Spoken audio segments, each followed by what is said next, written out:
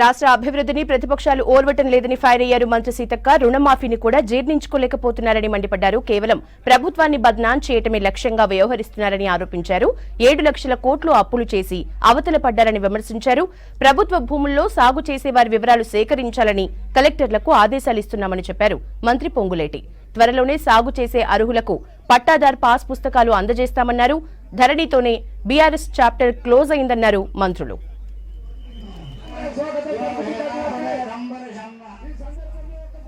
భూపాలపల్లి జిల్లాలో పర్యటిస్తున్న మంత్రుడు శ్రీధర్ బాబు, పొంగులేటి, సీతక్కకు అధికారులు, స్థానిక నేతలు ఘన స్వాగతం పలికారు. గణపురం మండలం గాంధీనగర్లో 60 ఎకరాల్లో ఏర్పాటు చేయనున్న ఇండస్ట్రియల్ పార్క్ నిర్మాణానికి మంత్రులు శంకుస్థాపన చేశారు. వన మహోత్సవంలో భాగంగా మొక్కలు నాటారు మంత్రులు. టూర్లో భూపాలపల్లి జిల్లా గవర్నమెంట్ హాస్పిటల్లో 3.5 కోట్లతో నిర్మించిన సెంట్రల్ డ్రగ్ స్టోరేజ్ రూమ్ ను మంత్రులు ప్రారంభించనున్నారు. జిల్లాలోని వివిధ శాఖల అధికారులతో నిర్వహించే సమీక్షకు హాజరు కానున్నారు.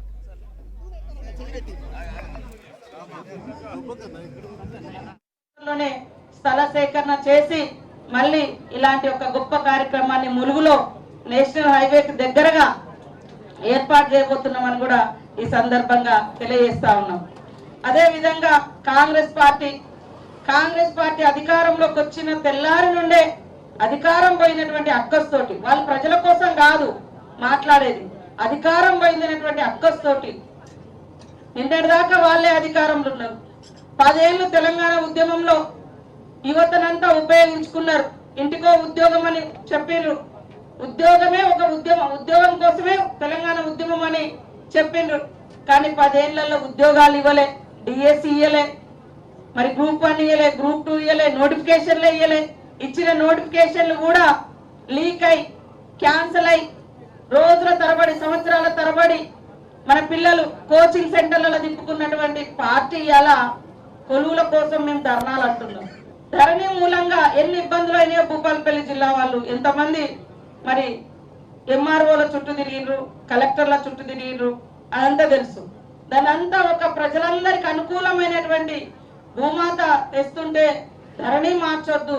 ఎందుకంటే వందలాది ఎకరాల భూములు కొంతమంది పేదోళ్ల భూములు పట్టా చేసుకున్నటువంటి వాళ్ళు అడ్డుకునే ప్రయత్నం చేశారు. అయినా కూడా దిగ్విజయంగా జరిగింది. అభివృద్ధికి సంక్షేమానికి 2 కళ్ళలాగా జోడెడ్లలాగా రెండిటిని సమపాలలో ఈ ప్రభుత్వం ఈనాడు నడిపిస్తుంది. రెవెన్యూ ల్యాండ్ సుమారు ఒక 140 ఎకరాలు ఆనాడు ఈ ఆస్తిని వేరే వాళ్ళకి కట్టబెట్టారు. ఆ కట్టబెట్టిన ఆస్తిని నేను మంత్రి అయిన మొదటి 10 రోజుల్లోనే వచ్చి ఎట్టి పరిస్థితుల్లో దాన్ని క్యాన్సిల్ చేయాలన్నాని నాతో సంతకం పెట్టించుకొని క్యాన్సిల్ చేసి ఈ భూమిని మీ అందరికీ ఇక్కడున్న యువతకి ఉపయోగపడే విధంగా ఈనాడు ఈ భూమిని పేదోడి ఆలోచనకు అనుగుణంగా మీ అందరి ఉపయోగం కోసం ఈరోజు ఈ ప్రభుత్వం నిర్ణయించడం జరిగింది. రుణమాఫీ విషయంలోనే మీకు ఈ రాష్ట్రానికి పెద్ద భారమైనప్పటికీ ఆనాటి ప్రభుత్వం 7,20,000 కోట్లు అప్పు చేసినా ఆర్థికంగా ఈ రోజు ఇబ్బందులు ఉన్నా ఇచ్చిన మాట నెరవేర్చాలని గౌరవ ముఖ్యమంత్రి రేవంత్ రెడ్డి గారు పట్టుబట్టి 2 విడతలుగా ఇప్పటికే 1,50,000 వరకు మాఫీ చేశాం. ఈ నెలలో 2 లక్షల వరకు సుమారు 31,000 కోట్ల రూపాయల పైచిలకు రైతన్నల ఖాతాలో జమ చేయబోతుంది మీ ప్రభుత్వం, ఇందిరమ్మ ప్రభుత్వం. 40-50 కిలోమీటర్ల దూరంలో నీరు అందించక తీసుకుపోయిరు నల్గొండ కానీ గొప్పలు చెప్తా ఉన్న ఆనాటి నాయకులను మనం ఈరోజు ప్రశ్నించాం.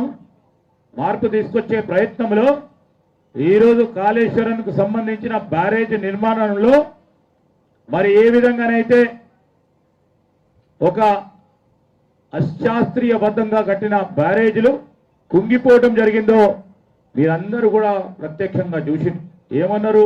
మొన్న వచ్చిన ఒక నాయకుడు అన్నాడు, ఇదేదో కాంగ్రెస్ పార్టీ ఏదో కుట్ర చేసిందని. ఆనాడు కాంగ్రెస్ పార్టీ కుట్ర చేస్తే ఆ రోజు కాంగ్రెస్ పార్టీ ప్రాజెక్ట్ కావద్దనుకుంటే, ఆ ప్రాజెక్టే వద్దనుకుంటే ఆ ప్రాంతానికి సంబంధించిన అనేక మంది కాంగ్రెస్ పార్టీకి సంబంధించిన నాయకులు, కార్యకర్తలు ఒక్క అడుగు కూడా ముందుకు వేయలేకపోతుండే. కానీ ఈరోజు ఏ ప్రాంతానికి న్యాయం జరగాలి, ఈ తెలంగాణ రాష్ట్రంలో ఉన్న అన్ని ప్రాంతాలకు న్యాయం జరగాలి అనే ఒక సంకల్పనతో భూములు కోల్పోయినా, ఇల్లు కోల్పోయినా, ఉపాధి కోల్పోయినా భూములు ఇచ్చిండ్రు. నీరు తీసుకొచ్చిన సందర్భంలో మేము అడిగినాం, ఈ ప్రాంతానికి సంబంధించిన ప్రజలు అడిగినరు, ఈ ప్రాంతానికి నీరు అందియమంటే ఒక్క చుక్క నీరు లేదు అక్కడ.